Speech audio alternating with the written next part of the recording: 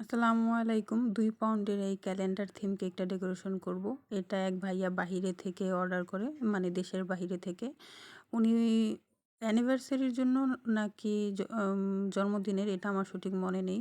তবে কেকটা ওনার ওয়াইফের জন্য ছিল। তো এটা পুরোটা কাস্টমাইজ করা ছিল। এগুলো সবকিছুই ফন্ডেন্টের ছিল, খেতে পারবে। তারপর ২টা হার্ট শেপের মধ্যে যে ওনাদের নাম লেখা আছে, এটা ওনারা খেতে পারবে।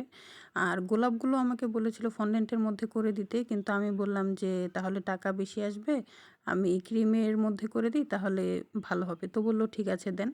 তারপর এখানে আমি একটা এডিবলের কাপল ফটো বসিয়ে দিয়েছি, সাথে কিছু নন এডিবলের বাটারফ্লাই আর কিছু সুগার বলও দিয়ে দিচ্ছি, দেখতে সুন্দর লাগবে।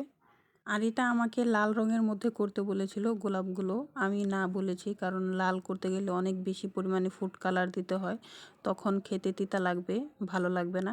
পরে বলল যে ঠিক আছে আপনি পিঙ্ক কালারের মধ্যেই করে দেন, যাতে সুন্দর লাগে।